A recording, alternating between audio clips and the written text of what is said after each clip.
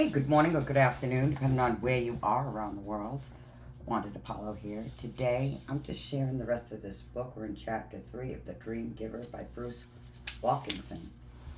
And today we're on Ordinarily Meet the Bullies in the Borderland. Not far past the sign, Ordinary's Path sloped down. Ahead, he saw wide waters and the bridge of unknown. Between him and the bridge laid of Borderland opened a stretch of flat ground. Ordinarily was surprised, standing in the middle of Borderland, a few nobodies from familiar. One of the nobodies looked more familiar than most, hurried towards him. It was his mother.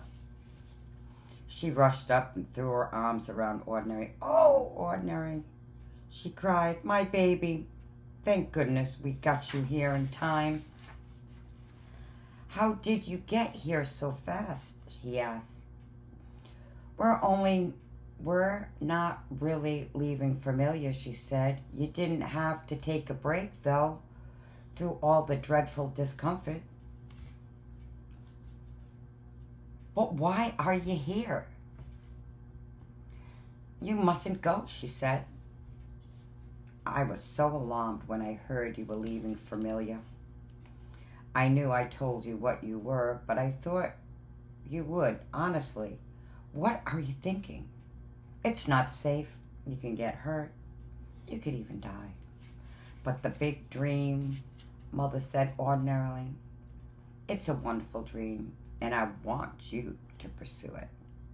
She tried to reassure his mother. He told her that as a big dreamer goes, he was only a little threatened. But this seemed to alarm his mother more than ever. As she walked across the Borderland, Ordinarily spotted uncle and best friend. Ordinarily stood up. "So he's decided to become a dreamer," he said accusingly. "Do you realize that you're going completely against the tradition in your family? Why should you become somebody when the rest of us have always been happy with being a nobody?" But Ordinarily could reply. Best friend stepped in. Was worried before Ordinarily," he said gravely. "But the more I've thought about it, the more I'm convinced that you can't succeed at this. And I can't stand by and watch you go down defeated." Ordinarily was speechless, bewildered. He turned a rumor about the Border Bullies. But he wasn't surprised that if it was true, bullies would be nobodies. He didn't know. He imagined they were some of the somebodies who knew him best. His mother, his uncle, his best friend all stood silently at the bridge, blocking him from the view of the bridge to his big dream. How would you ever get past them? Should you even try? He needed time to think. He asked the bullies to wait for him. Then he walked along the water's edge and he sat on a large rock. Looking over the wide water, Ordinary thought, and he thought. He thought until he began to think about maybe the bullies were right. Maybe he was wrong to pursue his dreams. Then Ordinarily heard a voice. When he turned to see who it was, he recognized it was somebody. It was Champion, an old friend to Familiar, who used to be a nobody.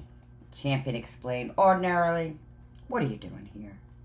Champion sat down on the rock on the side of him. "When I heard you were becoming a dreamer, I just had to come," he said. "I knew you needed help." "Thanks," said Ordinarily with a heavy sigh. "But did you see all my bullies?" "I saw them," said Champion. "They're bullies, all right. But think of me as your border buster. I want to help you break through from their opposition." Then Champion helped Ordinary understand what was happening. "Your mother, your uncle, your best friend are only doing what's natural," he said. "When you left your comfort zone, you really stood up to theirs. Each of them had something to lose if you moved forward." "That makes sense," said Ordinary. But what do I do now? How do I get all these bullies off my side? Well, you might not be able to, wisdom. But wisdom is the key. To understand what motivates them.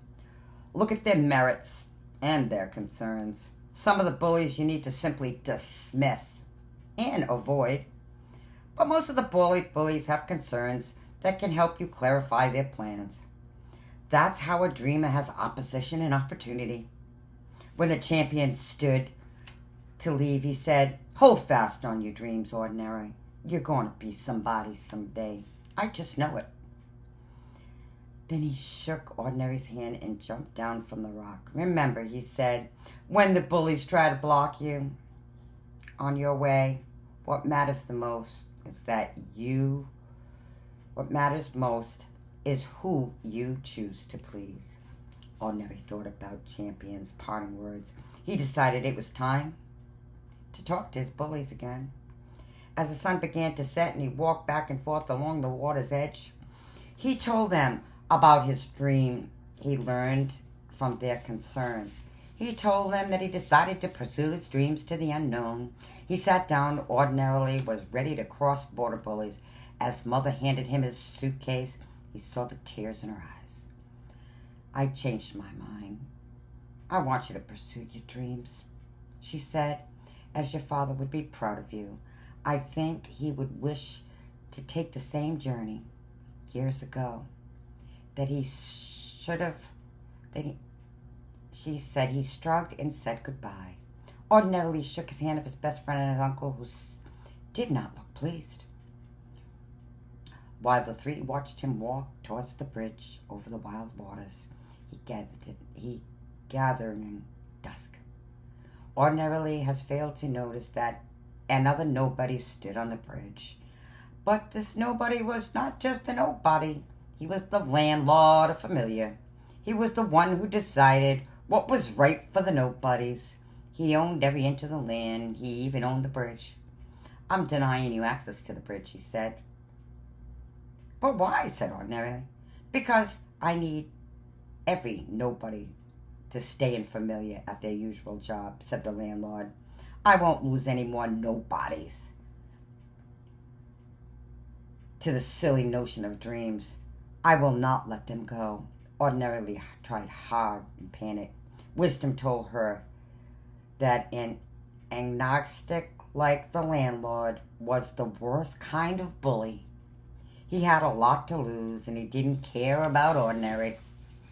What should you do now? What could he do?